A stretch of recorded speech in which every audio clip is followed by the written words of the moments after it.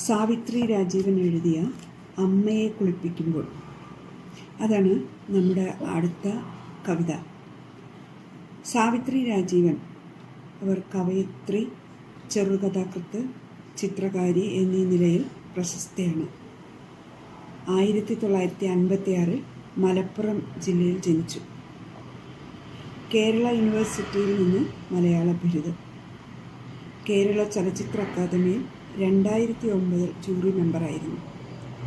കേരള സാഹിത്യ അക്കാദമിയിൽ ഉപദേശക സമിതി മെമ്പറും ലളിതകലാ അക്കാദമിയിൽ വൈസ് പ്രസിഡന്റ് സ്ഥാനം അലങ്കരിച്ചിട്ടുണ്ട്. സാവിത്രി രാജീവൻ്റെ കവിതകൾ അനവധി ഇന്ത്യൻ ഭാഷകളിലേക്കും സ്വീഡിഷ്, ഇംഗ്ലീഷ് എന്നീ ഭാഷകളിലേക്കും വിദേശ ഭാഷകളിലേക്കും തർജ്ജമ ചെയ്യപ്പെട്ടിട്ടുണ്ട്. അവരുടെ പ്രസിദ്ധമായ കവിതകൾ അമ്മയെ കുളിപ്പിക്കുമ്പോൾ, സാവിത്രി രാജീവൻ്റെ കവിതകൾ എന്നീ സമാഹാരങ്ങളാണ്. സഞ്ചാരിയുടെ താണുപോയ വീട് കഥകളാണ്. കേരള സാഹിത്യ അക്കാദമി അവാർഡ് 2016 അമ്മയെ കുളിപ്പിക്കുമ്പോൾ എന്ന കവിതയ്ക്കും, കമല സുരയ്യ അവാർഡ് 2011 സാവിത്രി രാജീവൻ്റെ കവിതകൾക്കും ലഭിച്ചിട്ടുണ്ട്. അതൊരു യാഥാർത്ഥ്യമാണ് അല്ലേ? അതൊരു സങ്കല്പമല്ല. നമുക്കെല്ലാവർക്കും അമ്മയുണ്ട്. അമ്മയില്ലാതെ നമ്മളില്ല. ആ അമ്മയെ ഏത് വിധത്തിലാണ് വാർദ്ധക്യകാലത്ത് സംരക്ഷിക്കേണ്ടത് എന്നതിനെക്കുറിച്ച് സാവിത്രി രാജീവൻ വളരെ കുറച്ച് വരികളിൽ നമ്മളോട് പറയുന്നു.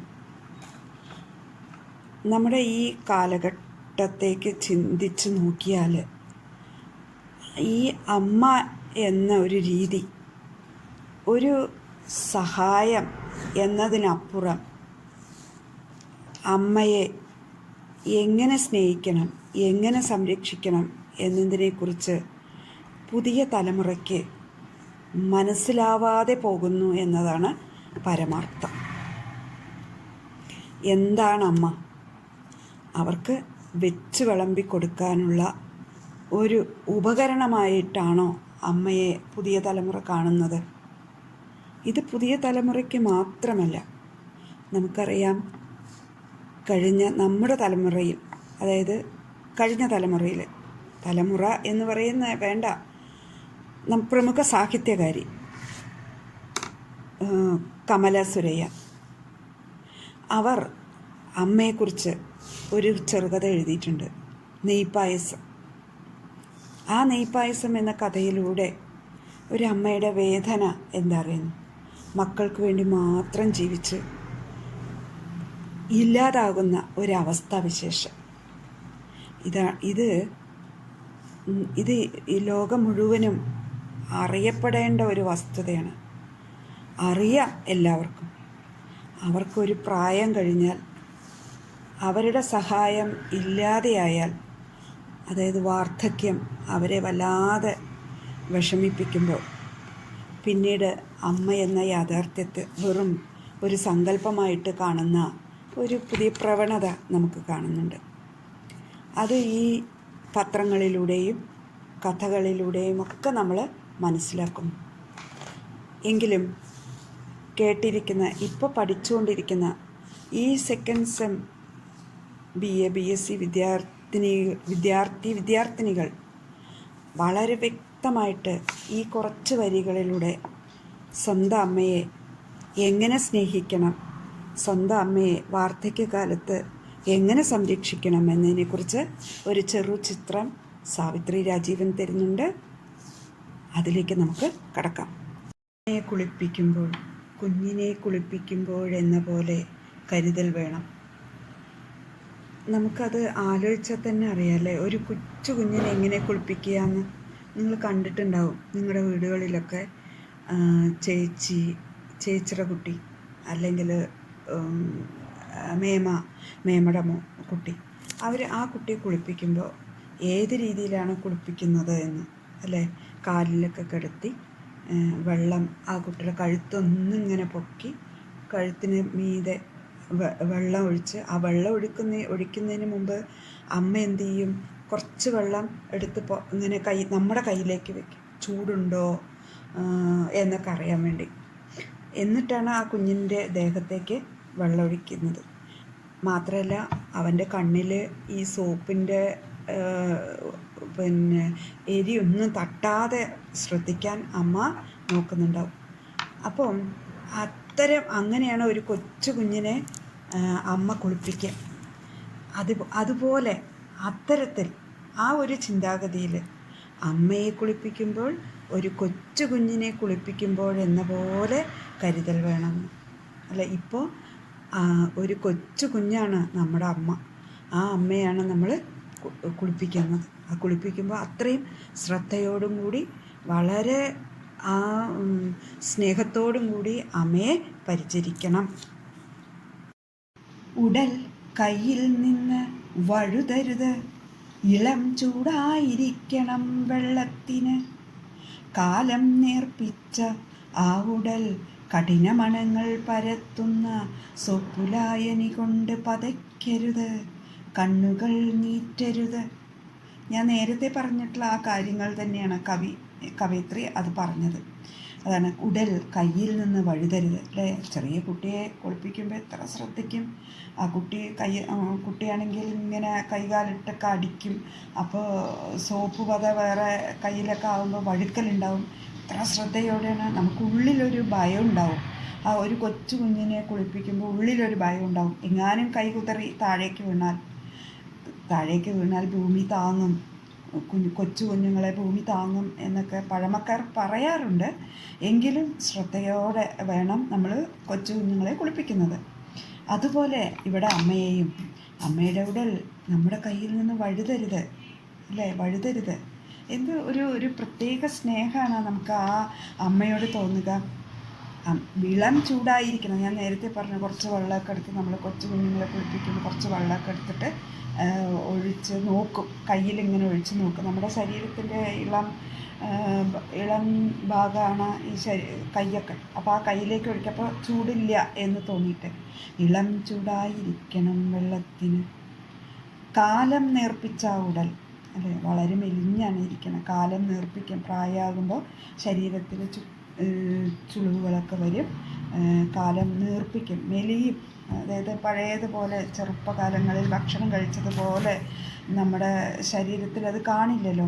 അപ്പോൾ അതുകൊണ്ട് കാലം നേർപ്പിച്ചു. കാലം അതായത് മെലിഞ്ഞു പോയി. ആ ഉടൽ കഠിനമണങ്ങൾ പരത്തുന്ന സോപ്പുലായനി കൊണ്ട് പതക്കരുത്. അതായത് വളരെ നമുക്കറിയാം, എൻ്റെ ഒരു മാഷ് തന്നെ പറഞ്ഞിട്ടുണ്ട്. ചിറ്റൂർ കോളേജിൽ പഠിപ്പിച്ചിരുന്ന മാഷ് പറഞ്ഞു, നമ്മുടെ ശരീരം ഒരിക്കലും സോപ്പ് കൊണ്ട് ഒന്നും പതപ്പിക്കരുത്. അത് ശരീരത്തിൻ്റെ നൈർമല്യം നഷ്ടപ്പെടും എന്ന്. ചകിരി കൊണ്ട് ഉരയ്ക്കരുത് എന്നൊക്കെ.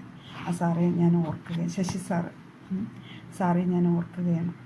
അപ്പോൾ പക്ഷെ എന്നാലും നമുക്കൊരു സമാധാനം ഇല്ലായ്കയുണ്ടാവും. നമ്മുടെ ശരീരത്തിൽ അഴുക്ക് പോയിട്ടുണ്ടോ, അപ്പോൾ നമ്മൾ സോപ്പ് കൊണ്ട്, അപ്പോൾ സോപ്പല്ലല്ലോ, അപ്പോൾ സോപ്പിനേക്കാളും കൂടുതലായിട്ട് ലായനികളൊക്കെ ധാരാളം വരുന്നുണ്ട്. സോപ്പ് ലായനി ഉണ്ട്, അതായത് കുപ്പിയിലാക്കിയിട്ട്. അപ്പോൾ അതൊക്കെയാണ് ഉപയോഗിക്കുന്നത്. പഴയ കാലങ്ങളിൽ ചെറുപയറും ഉലുവയും ഒക്കെ എടുത്ത് ഉപയോഗിച്ചിരുന്ന നമ്മുടെ ശരീരം ഇപ്പോൾ ബാത്ത് ടബുകളിൽ നമ്മൾ മുങ്ങിക്കിടക്കുകയാണ്. അപ്പോൾ അത്തരം സോപ്പ് ലായനി കൊണ്ട് പതയ്ക്കരുത്. പറഞ്ഞു വന്നപ്പോൾ എന്താണ്, നമ്മുടെ ഈ ഒരു പ്രകൃതിയുടെ മാറ്റത്തെക്കുറിച്ചാണ് ഞാൻ പറഞ്ഞത്. കണ്ണുകൾ നീറ്റരുത്. അമ്മയുടെ അമ്മയ്ക്കൊന്നും പറയാൻ കഴിയില്ല, അയ്യോ എൻ്റെ കണ്ണ് എരിയണു എന്ന്. ചെറിയ കൊച്ചു കുഞ്ഞുങ്ങൾ അങ്ങനെയാണ്, അവർക്കൊന്നും പറയാൻ കഴിയില്ല. കുറച്ച് അവർ അക്ഷരങ്ങൾ പഠിച്ചു തുടങ്ങുമ്പോൾ അവർ പറയും, അയ്യോ എൻ്റെ കണ്ണിൽ നീറ്റലാണ്. ഇത് കരയാൻ മാത്രമേ പറ്റുള്ളൂ. ഈ അമ്മയ്ക്കാണെങ്കിൽ ഒരു പക്ഷെ കരയാനും പറ്റില്ല. അതുകൊണ്ട് കണ്ണുകൾ നീറ്റാതെ വേണം അമ്മയെ കുളിപ്പിക്കാൻ. നിന്നെ കുളിപ്പിച്ചൊരുക്കിയ അമ്മയുടെ കൈകളിൽ അന്ന് നീ കിലുക്കിക്കളിച്ച വളകൾ കാണില്ല, അവയുടെ ചിരിയൊച്ചിയും. അതായത് നോക്കൂ, കൊച്ചു കുഞ്ഞായിരിക്കുമ്പോൾ അമ്മ ഈ കുഞ്ഞുങ്ങളെ കുളിപ്പിക്കുന്ന സമയത്ത് ആ കുട്ടിയുടെ കൈകാലുകൾ വെറുതെ ഇരിക്കില്ല. കൈകൾ കൊണ്ട് അമ്മയെ പരതും. അമ്മയുടെ പിന്നെ മാല പിടിച്ച് വലിക്കും, അമ്മയുടെ വളകൾ പിടിച്ച് വലിക്കുന്നു. അങ്ങനെയാണ്. അതായത് ആ കുട്ടിയുടെ കൈകളും കാലുകളും വെറുതെ ഇരിക്കില്ല. അപ്പോൾ അങ്ങനെ നിന്നെ കുളിപ്പിച്ചൊരുക്കിയ അമ്മയുടെ കൈകളിൽ അന്ന് നീ കിലുക്കി കളിച്ച വളകൾ കാണില്ല. ഇന്ന് പ്രായമായല്ലോ. ആ പ്രായമാകുമ്പോൾ സ്വാഭാവികമായിട്ടും ഈ അലങ്കാരങ്ങൾ ഒഴിവാക്കപ്പെടും. അപ്പോൾ അവയുടെ ചിരിയൊച്ചയും കേൾക്കില്ല. നിന്റെ ഇളങ്കടിയേറ്റ പഴയ മോതിരം ഉണ്ടോ, കൊച്ചു കുഞ്ഞാണ്, അവൻ എപ്പോഴും അമ്മയുടെ വിരലിൽ കടിച്ചുകൊണ്ടിരിക്കും. അപ്പോൾ ഒരു പക്ഷേ ഈ മോതിരത്തിൽ കടിച്ചതിനെക്കുറിച്ച് ഓർമ്മയാണ്. ആ മോതിരം ആ വിരലിൽ നിന്ന് എന്നേ വീണു പോയിരിക്കും. കാരണം വിരലുകൾ മെലിയല്ലേ, ശരീരഭാഗങ്ങൾ മെലിഞ്ഞുകൊണ്ടിരിക്കുകയല്ലേ. അപ്പോൾ അതിൽ നിന്നും വീണു പോയിരിക്കാം. എന്നാൽ ഇപ്പോൾ അമ്മയുടെ കൈകളിലുണ്ട് ചുളിവിൻ്റെ എണ്ണമില്ലാത്ത ഞൊറിവളകൾ. അതാണ് ദൈവത്തിൻ്റെ അലങ്കാരം. ദൈവം തന്നെ കൊടുക്കുകയാണ്, ഈശ്വരൻ കൊടുത്തിട്ടുള്ളത് ചുളിവാണ്. ഈ ചുളിവ് സാവിത്രി രാജീവൻ പറയുന്നത് അത് അമ്മയുടെ എണ്ണമില്ലാത്ത ഞൊറിവളകളാണെന്ന്, അമ്മയ്ക്കത് അലങ്കാരമാണെന്ന്. അല്ലേ? നമുക്കറിയാം നമ്മുടെ ഗവൺമെൻറ്, പിന്നെ ഏത് ഗവൺമെൻറ് ആയാലും ശരി, പ്രായമായവർ വളരെയധികം ശ്രദ്ധിക്കാനും അവർക്ക് ആനുകൂല്യങ്ങൾ കൊടുക്കാനും ഒക്കെ അതീവ ജാഗ്രത പുലർത്തുന്നു. നമുക്കറിയാം, ഇപ്പോൾ കോവിഡ് വാക്സിൻ വന്നു. ആദ്യം തന്നെ പിന്നെ ഇതിനോടനുബന്ധിച്ച് ഈ ആരോഗ്യ പ്രവർത്തകർക്കൊക്കെ കൊടുത്തതിന് ശേഷം 60 വയസ്സിന് മുകളിലുള്ള എല്ലാ വയോജനങ്ങൾക്കും ഇത് ഉപകാരപ്രദമാവട്ടെ. കാരണം പ്രായമായ ആൾക്കാർ ഇല്ലാതാകട്ടെ എന്നുള്ള മെൻറ്റാലിറ്റി അല്ല ഉള്ളത്, അവർ വേണം. കാരണം നമുക്ക് അനുഭവങ്ങൾ പറഞ്ഞു തരാൻ, അതായത് അവരുടെ അനുഭവങ്ങളാണ് നമുക്ക് യുവതലമുറയ്ക്ക് കൊടുക്കേണ്ടതെന്ന്. അപ്പോൾ ആ അമ്മയ്ക്ക് ഇവിടെ കവയിത്രി പറയുന്നത് അമ്മയുടെ കൈകളിൽ ചുളിവിൻ്റെ എണ്ണമില്ലാത്ത ഞൊറിവളകളുണ്ടെന്ന്. അത് ഓർമ്മകൾ കൊണ്ട് തിളങ്ങുന്നവയാണ്. ഓർമ്മകൾക്ക് ഒരു പൂക്കളുടെ സുഗന്ധമാണ് ഓർമ്മകൾ. എപ്പോഴും ഓർമ്മകളായിരിക്കും നമ്മുടെ ജീവിതത്തെ പിടിച്ചു നിർത്തുക എന്ന്, അല്ലേ? ഒരു മരണം പോലും, ഒരു വ്യക്തിയുടെ മരണം പോലും, നമ്മുടെ ഏറ്റവും വേണ്ടപ്പെട്ട ഒരു വ്യക്തി നമ്മളെ വിട്ടു പോകുന്ന സമയത്ത് ആ വ്യക്തിയുടെ ഓർമ്മകളിലൂടെയാണ് നമ്മൾ ജീവിച്ചിരിക്കുക എന്ന്. അല്ലെങ്കിൽ നമുക്ക് ജീവിച്ചിരിക്കാൻ ബുദ്ധിമുട്ടായിരിക്കും. അപ്പോൾ ആ ഓർമ്മകൾ കൊണ്ട് തിളങ്ങുന്ന എണ്ണമില്ലാത്ത ഞൊറിവിളകൾ ഇപ്പോൾ അമ്മയുടെ കൈകളിലുണ്ടെന്ന്. 7 70 7000 അതിൽ നിറഭേദങ്ങൾ, അതിലൊക്കെ നമുക്ക് നിറങ്ങൾ കാണണം. ആ അമ്മയുടെ ആ ഓർമ്മകൾ കൊണ്ട് ആ ഓർമ്മകളിലേക്ക് നമുക്ക് പോകണം. ഓർമ്മകൾ പലതും, അത് 7 അല്ല 70 അല്ല 7000 നിറവ്യത്യാസത്തോടു കൂടി കാണാൻ സാധിക്കുന്ന ഓർമ്മകൾക്കെപ്പോഴും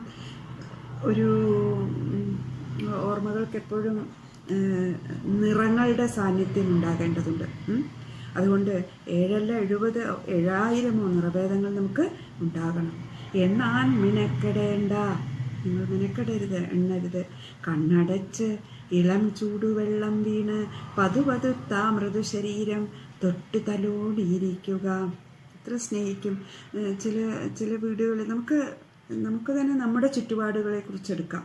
ഒരുപാട് ഒരു 10 വീടെടുത്താൽ തന്നെ കാണാം അവിടെ എങ്ങനെയാണ് പ്രായമായ ആൾക്കാരെ അവർ ശുശ്രൂഷിക്കുന്നത്, എങ്ങനെയാണ് അവരെ പിന്നെ സംരക്ഷിക്കുന്നത് എന്നതിനെക്കുറിച്ച്. അപ്പോൾ എന്നാൽ ചിലർ ഒട്ടും സംരക്ഷിക്കാതെ, നമുക്ക് ദിവസം പത്രത്തിൽ വാർത്തകൾ കാണുന്നുണ്ടല്ലോ, പുഴുവരിച്ച നിലയിൽ കണ്ടെത്തി പ്രായമായവരെ. എന്നിട്ട് അവർ ഹെൽത്തുകാർ വന്നു, അല്ലെങ്കിൽ ക്ഷേമ അന്വേഷിക്കുന്ന ആൾക്കാർ വന്നു, അല്ലേ? കഴിഞ്ഞ ദിവസം തന്നെ പിന്നെ നമുക്ക് പത്രങ്ങളിൽ ഈ അടുത്ത കാലത്ത് ഇഷ്ടംപോലെ ഇങ്ങനത്തെ വാർത്തകൾ വരുന്നുണ്ട്. അപ്പോൾ കണ്ണടച്ച് ഇളം ചൂടുവെള്ളം വീണ് പതുപതുത്ത ആ മൃദുശരീരം തലോടിയിരിക്കുക. അതൊരു സ്നേഹമാണ്, സ്നേഹത്തിൻ്റെ ഒരു ഭാഷയാണ് തലോടൽ, അല്ലേ? അപ്പോൾ അമ്മേ എന്ന് പറഞ്ഞ അമ്മ പഴയ കാര്യങ്ങളൊക്കെ സംസാരിച്ച് അങ്ങനെ ആ അമ്മയ്ക്ക് ഒരു പക്ഷേ കേൾക്കാൻ അമ്മയ്ക്ക് സാധിക്കില്ലായിരിക്കാം, എങ്കിലും ആ ശരീരത്തെ നമുക്ക് തൊട്ട് തലോടിയിരിക്കുക.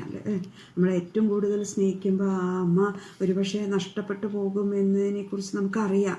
അപ്പൊക്കെ നമ്മുടെ ഉള്ളിലൊരു വിങ്ങൽ വരും. എനിക്കൊക്കെ അങ്ങനെയാണ്. ഞാൻ എൻ്റെ അമ്മയെ ശ്രദ്ധിക്കുന്നുണ്ട്, അമ്മയ്ക്ക് എല്ലാം ഞാൻ വാങ്ങിച്ചു കൊടുക്കുന്നുണ്ട്. അപ്പം അമ്മ ഇപ്പോൾ ഈ കോവിഡ് കാലത്ത് തന്നെ നമ്മളെപ്പോലെ ഒരു ശ്രദ്ധ, എന്താണ് കൈ കഴുകിയിട്ട് അല്ലെങ്കിൽ എന്താണ് സാനിറ്റൈസർ തേക്കേണ്ടതെന്നൊക്കെ എന്നോട് എതിർത്ത് ചോദിക്കുമ്പോൾ നമ്മൾ ഒരു അല്പം ഇത്തിരി ഒരു അല്പം ദേഷ്യം കലർന്ന ഭാവത്തോടെ, അതൊരു നാടകമായിരിക്കാം എങ്കിലും അമ്മ എങ്ങനെ ചെയ്യണം അങ്ങനെ ചെയ്യണം എന്നൊക്കെ പറയുന്ന സമയത്ത് പക്ഷേ അപ്പോഴൊക്കെ നമ്മുടെ ഉള്ളിൽ എന്തുകൊണ്ടാണ് നമ്മൾ അത്രയും ശ്രദ്ധിക്കണം പറയണം, അമ്മ നമ്മളെ വിട്ടു പോകരുത്, പ്രായമായ ആൾക്കാരാണ്, അപ്പോൾ വിട്ടു പോകരുത് എന്നുള്ളൊരു മനസ്സിൻ്റെ ഇഷ്ടം കൂടി ഉണ്ട്. അപ്പോൾ ഓർമ്മകൾ തിങ്ങി ഞെരുങ്ങിയ ആ ചുളിവുകൾ നിവർന്നു തുടങ്ങും. അതെന്താണ്, അമ്മയെ തൊട്ട് തലോടുമ്പോൾ, അമ്മയോട് സ്നേഹത്തോട് സംസാരിക്കുമ്പോൾ അപ്പോൾ ആ ഓർമ്മകൾക്ക് ഒരു ശക്തി ഉണ്ടാകുന്നു. അതാണ് ഓർമ്മകൾ തിങ്ങി ഞെരിഞ്ഞ ആ ചുളിവുകൾ നിവർന്നു തുടങ്ങും. അമ്മയ്ക്ക് ഓർമ്മകൾ കുറേ പറയുമ്പോൾ എന്ന് ഓർമ്മ തുടങ്ങും. അമ്മ പതുക്കെ കൈകൾ നീട്ടി നിന്നെ വീണ്ടും കുളിപ്പിച്ചു തുടങ്ങും. നമ്മൾ വീണ്ടും കുട്ടിയായി തുടങ്ങും. അമ്മ പതുക്കെ കൈകൾ നീട്ടി, അതായത് ഓർമ്മകൾ ഉണരുകയായിരിക്കും.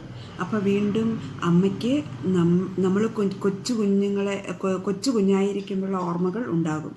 എണ്ണയിലും താളിയിലും മുങ്ങിനി കുളിച്ച് സ്ഫുടമായി തെളിഞ്ഞു വന്നുകൊണ്ടേയിരിക്കും. ഓർമ്മകൾ വന്നുകൊണ്ടേയിരിക്കുന്നു.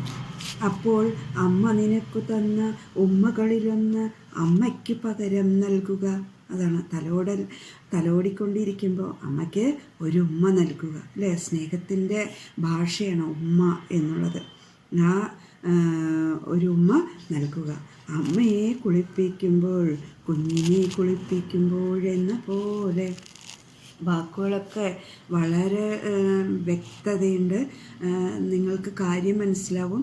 അപ്പോൾ നമ്മൾ ഇപ്പോഴത്തെ ഈ ഒരു കാലഘട്ടത്തിൽ എങ്ങനെയാണ് ഈ സമൂഹത്തിൽ വാർദ്ധക്യം ബാധിച്ചവരെ പുതിയ തലമുറ നോക്കിക്കാണുന്നത്, അതിനനുസരിച്ചിട്ട് വേണം നിങ്ങൾ ഇതിന് ചോദ്യങ്ങൾ തന്നാൽ ഉത്തരം എഴുതേണ്ടത്. നമ്മൾ സമകാലീന സംഭവമായിട്ട് പൊരുത്തപ്പെട്ടിട്ടാണ് ഇതിൻ്റെ ഉത്തരങ്ങൾ നിങ്ങൾ നൽകേണ്ടത്.